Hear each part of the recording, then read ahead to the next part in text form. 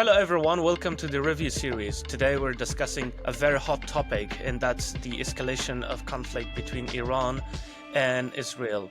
So overnight, Israel attacked Iran with precision strikes across its different cities and nuclear facilities. So by morning, we got to know that most of Iran's military generals and commanders, including the Revolutionary Guards, has been killed by precision strikes inside their residential apartments in Tehran. This is Israel's most riskiest operation ever done in the Middle East. And interestingly, from what we know and what was confirmed later, is that the strikes that happened first, it was initiated by Mossad's agents inside Iran, where they infiltrated months before.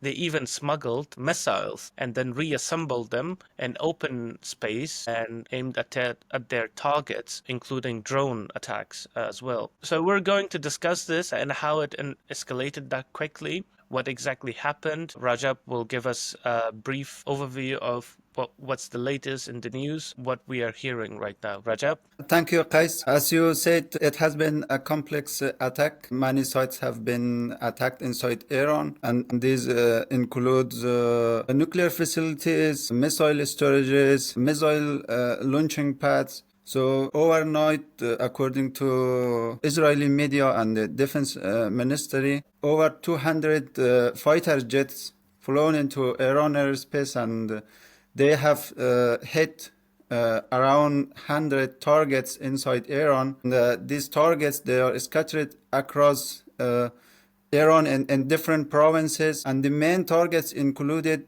nuclear sites, especially the Natanz nuclear sites, which is located just 250 kilometers outside Tehran. And other targets included missile storage, which also located in Natanz and also in other areas. They also targeted Iranian air defense systems, the radar system, which disabled the Iranian Air Force to respond. Also, they hit the missile launching pads in Hamadan and also in other areas. Despite these military sites, they have also targeted residential areas in Tehran. In these attacks, it seems that many Iranian commanders, top-ranking commanders, nuclear scientists, and people close to Ayatollah Khamenei, the supreme leader of Iran, have been killed. So far, reportedly, 6 nuclear scientists, also 6 top commanders have been killed. An hour ago, Reuters reported that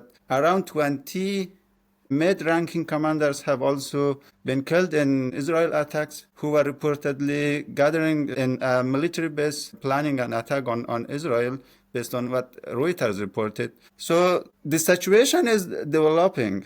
So it's still we see on the news, and people from inside Iran, they share videos, footages that shows the attacks are ongoing in some parts of the country. Right. For example, one user just posted footage an hour ago showing new strikes in Kermanshah in Iran. So the situation is unfolding. Right. From the Iranian side, they also launched or sent around 100, Right. but there are not footages from Israel that we are did these drones hit or were they intercepted. But we know that they responded early in the morning, but there are not much news about Iranian strikes. So all the news, all the focus is on how Israel struck Iran at its nuclear sites and missile sites in different parts of the country. Yeah, it happened very quickly, actually. So interestingly, yesterday there was a report that came from the watchdog on the atomic, I think it was atomic, International Atomic Energy. What is it called exactly? But I'm not sure. But read it on BBC that said Iran has actually violated its obligation of uranium enrichment, which means, so if you read like within the lines, it actually means that Iran is heading on making nuclear weapons. But Iran time and time again, they rejected that. They said, no, we're not making nuclear weapons. We have the right for nuclear energy, which means nuclear energy is the most less costly, it produce more energy, and it's also environment friendly in most places. And even that is a consideration among most European countries right now. They want to use more of nuclear energy. So that was the main argument of Iran in the beginning. But time and time again, even years before, Israeli intelligence, American intelligence, they said, no, actually, Iran is trying to enrich uranium in order to build nuclear weapons. So the moment that report came in, after a few hours, it was, I think, early hours of Friday, June 13th, at least in the European time, that we saw the news of Israel striking Iran, and they immediately put out statements that it's both covert and overt operations. So covert, interestingly, they planned it beforehand, months ago, sending their own Mossad agents, which means Iran is actually infested with Mossad agents and spies. I think it's way more, the breach within the Iranian military government is way more stronger in terms of intelligence than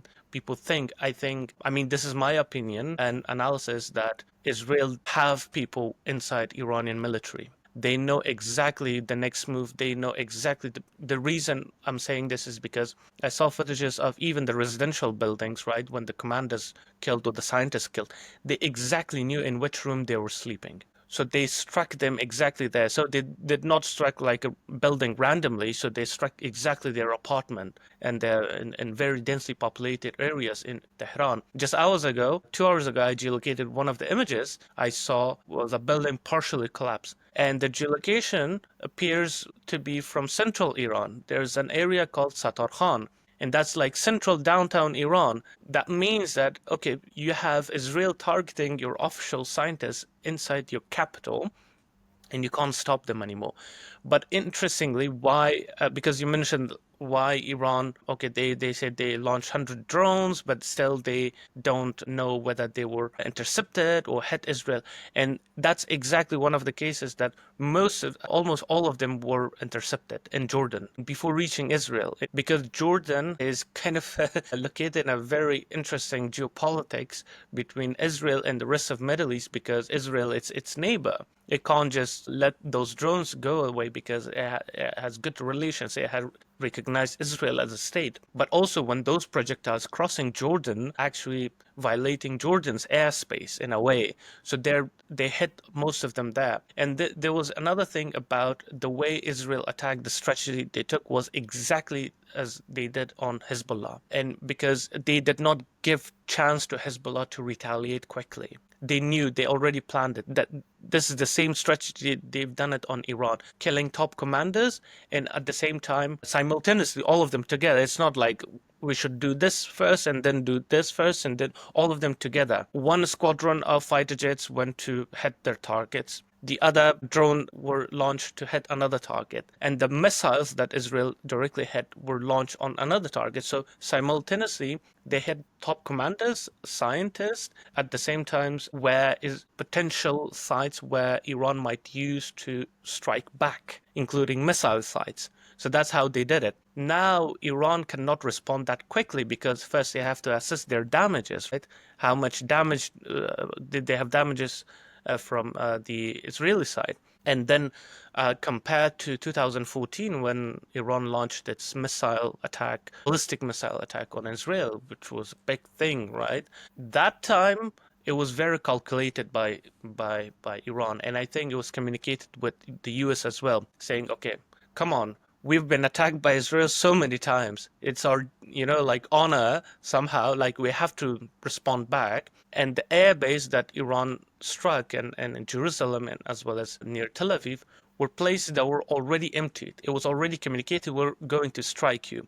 But that was a diplomatic exchange or like military exchange and in a way to balance the escalations, right? But this time, this is if Iran responds, if it calculates it wouldn't be that much calculated. They won't care anymore about, okay, whether it would cause civilian harms. But I guess Yes, it will yeah. be like just hitting Israel no matter what, because it's an existential issue for the Islamic regime, right? And I don't think if they would survive out of this. Yeah, as you said, it was very well calculated by Israel, and they basically wanted to sort of paralyze both the military wing as well as the nuclear section of the Islamic Republic. So Yeah. they have killed the the army chief of staff. They have killed the commander of the Iranian Revolutionary Corps. They have killed the top scientist of Iranian nuclear power plants.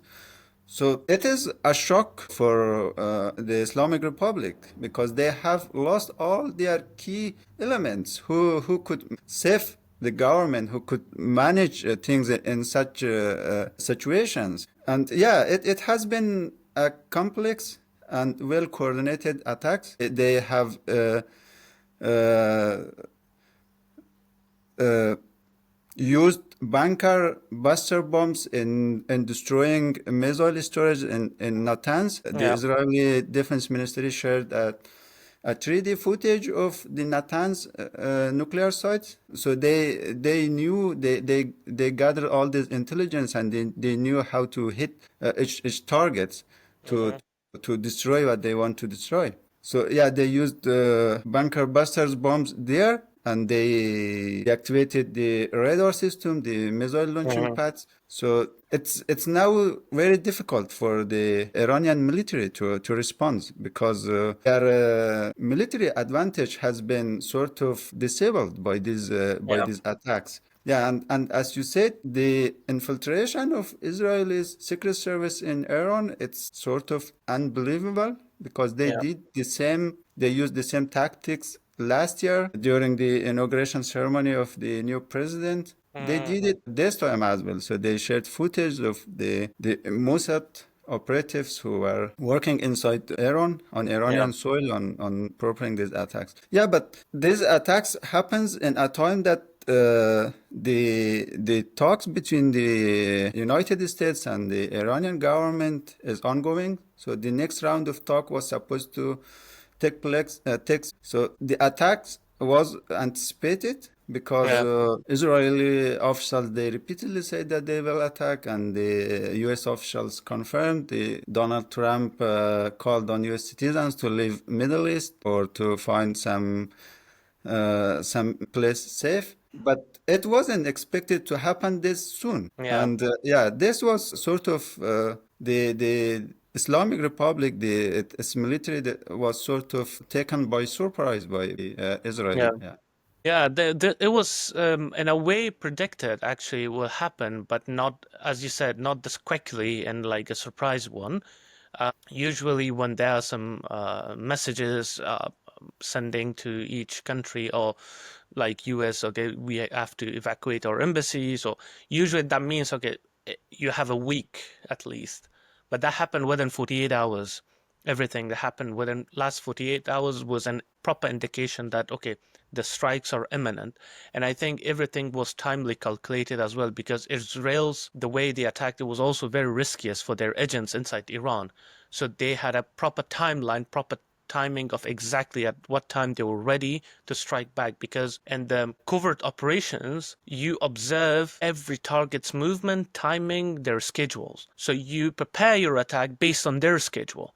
So they knew at what time each commander goes to sleep in which bedroom. So that's the thing. And they knew exactly at this night, most of them will be at their home. Why? Because it was Thursday's evening. The next day was Friday. Friday is a holiday, right? In Iran. So you see, these sort of covert operations, intelligence operations are very important in a way. But of course, there are other elements to it. And a lot of people are actually making fun of Trump in a way, saying, oh, you, and the group, the MAGA group that they had of voting him, saying, oh, you said you're the president of peace. But now, actually, under your nose, Israel is going to conduct some operation, very massive, and you can't do anything about it. And just, he later also posted on his Truth social saying, well, we give Iran chance again and again and again, but this is the final warning. Basically, he said, okay, if Iran doesn't make a deal, there will be nothing left to them. So clearly that says, okay, it was a green light from the US, though they may not publicly acknowledge it, but that was the thing. And I believe also the negotiations were all a distraction because they also Israel killed the head of the nuclear negotiation leader, Ali Shamkhani, I believe. So he was killed. And of course, if he is killed, if the nuclear facilities are under attack, what are you dealing with? There's no deal then. Of course, there will be no talks. What are you talking if Iran already loses all of its nuclear facilities and commanders? So in Trump and say, okay, you have to make a deal. Okay, you don't give them, okay, they may be a deal of survival at the end. Saying, okay, well, okay, we don't have these things. All of us are dying, so it will be an existential one. But I don't think Iran would do that because now Iran is fighting its existential battle, at least the regime. I mean, the circle of Khamenei is shrank a lot. He is being the target. He is the target. Khamenei is the target of Israelis, but he's protected in a high facility. I'm not sure, like the way one of the things that to maneuver in most of these operations to keep high profile alive is not to keep them in one place. That's one of the tactics I believe they may be employing because what happened with Nasrullah, Hezbollah's leader. He was just hiding in one place. If Iran learned from that, I'm sure Khamenei is not staying in one place for an hour or two. He may be like on the move, or I don't know, they may have some secret bunkers to move around. Yes, yes, of course, yeah. The fact that the United States didn't stop Israel from conducting these attacks, it makes sense to argue that Washington or President Trump basically gave the red light to Israel that you can do it Yeah, the green because light. Yeah, the green light, yeah, because they knew it, and that's why they asked their citizens to leave the Middle East, and yeah, this talks about Iran's nuclear power, nuclear program. It leads to nowhere. So now the talks, it can be imagined that they resume the talks because their nuclear power plants have been hit, they have been attacked, and the way that Israel has operated this time has basically disarmed the Islamic Republic, the regime, and it also sort of, in a larger picture, one can argue that Khamenei and his circle has been weakened. They have lost their instinct compared to 2 years ago, to 3 years ago, compared to 1 year ago, yeah, because their hands have been cut off from the Middle East. They have lost their proxy. They have lost Hezbollah. They have lost in Syria. So now they don't have this long arm to fight their fight for them. mm-hmm. It's now on their soil. And as you said, they have lost their top commander, their top scientists in these attacks. So now they are in a very vulnerable position. Yeah, And as Israel view Iran or the Islamic regime as an existential threat, as Netanyahu also said before the attack, yeah, so they will continue these attacks on Iran for a week or so. So we will probably see more of such attacks on Iranian soil and maybe from the Iranian parts as well. yeah, Like an hour ago, the Iranian president, he addressed the nation and he also promised that there will be retaliations against Israel. So in the coming hours and days, we will see how the situations unfold, what will yeah, be the new developments. So at the moment, it's very difficult to predict yeah, anything, but what we can see is that these attacks and these clashes, they will continue for at least momentarily, and then we will yeah. see what happens. Yeah. Yeah, I think also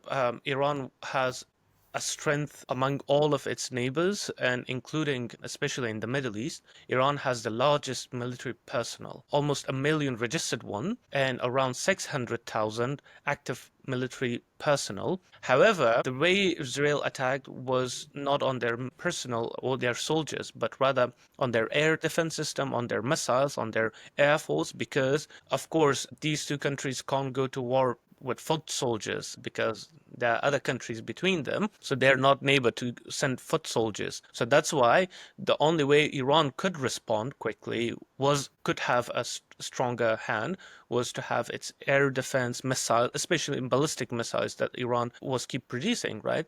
So now that that is degraded, I don't think even the 600,000 military personnel would be useful in such a warfare when everything is from air, when everything is overt and covert. While on the Israeli side, they're less in numbers, but they have high superiority in terms of air force, in terms of intelligence, and in terms of military hardware and gadgets that they have. So that gives them that strength to strike Iran in a way that it was unimaginable. But even that, I guess, if it comes to the situation that Iran, especially because the main order comes from Khamenei, if he knows that he's going to die, then he's gonna take the whole country with him. That's the thing, meaning that he's going to use every last bit of maybe sleeper agents they have across Europe. Because today, just 2 hours ago, there was a statement from the German Israeli embassy in Germany. So Israel is closing its embassy in Germany just because of the threats they're facing even in the European capitals. Merz, the chancellor of Germany, said we will have extra security in Jewish sites as well as in Israeli sites. So that says that it's not just about two countries fighting there, but also Iran might resort to activating its sleeper agents across different countries, which they have. They might kill their people who have maybe spoken against them. But after all, I guess this is a major conflict that will have way more consequences for the whole region, for the whole country. Let's say even when it comes to refugees of Afghanistan inside Iran, which are in millions. I read a very good post by an Afghan journalist saying, okay, refugees and Iran must be very cautious of staying away from military sites, places that might be potential target. And the reason was that Iran cannot defend itself right now. How would it able be to defend refugees? So that's another element to it as well, because even Afghanistan is affected in a way, or most of its neighboring countries. But I think a destabilized Iran is not good for the region as well. It will give rise to a lot of more militant movements, and the consequences of that is far beyond imaginable. Yes, of course. War between Israel and Iran, which has started, it means destabilizing the entire region, the entire Middle East and Afghanistan, Pakistan. We don't have any longer that conventional warfare that Mm, foot soldiers fight. So it's war from far distances. It's a war of missiles, a war of yeah, drones. So on the other hand, we have also several U.S. military bases in the region in Middle East, and those military bases are at a range that Iranian missiles can hit. If another conflict break out between Iran and the U.S., then it destabilizes the entire Middle East and the entire region. It's also a question of the nuclear radioactive materials radiation, yeah, yeah, because Natanz, it's one of the biggest and most complex nuclear sites of Iran, and they have hit it hard. They have yeah, hit with bunker buster bombs. So at the moment, there are no news about radioactive materials radiations, but there is a possibility that of course. the entire region will be affected, the entire ecosystem, Yeah, because Afghanistan, especially west of Afghanistan, is close to Iran, to that Natanz area. mm, Also earlier, like a week or 2 weeks ago, Qatari officials, they also said that they expressed their concern that targeting Iranian's nuclear site would contaminate the drinking water in the entire Middle East. So yeah, yeah, it's the nuclear aspects and the radiation aspect is much more dangerous to the entire region compared to the military confrontations, because radioactive, it's something that once it's out, then it destroys lives, and it's very difficult to control. And in yeah. Iran now, because of this chaos that has emerged as a result of the airstrikes, the Iranian officials, they also on TV told today that they do not know about the About the level of the damage in Natanz nuclear sites, they are assessing it, but it seems that they are in a disarray because they have lost their scientists. They have been hit in several areas. So it takes time that they assess the level of the damage and whether there will be radioactive radiation or not. Yeah. And totaling around 100 people have died as well so far, and there are civilians among them, including children. But I think the number of casualties are significantly rising. But also with, of course, one of the major consequences of this conflict is the spread of the nuclear waste and the contamination of the air and the soil and the water.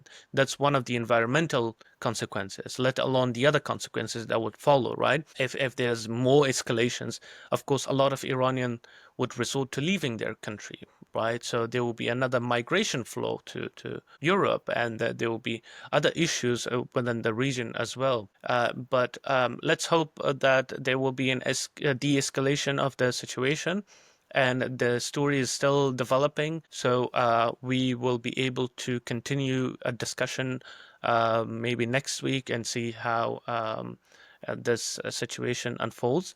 And currently, we record this session at a moment that the escalation just started less than 24 hours ago. But we hope and we pray that no civilian is harmed and that there's a de-escalation in the situation and both countries come to an agreement very soon.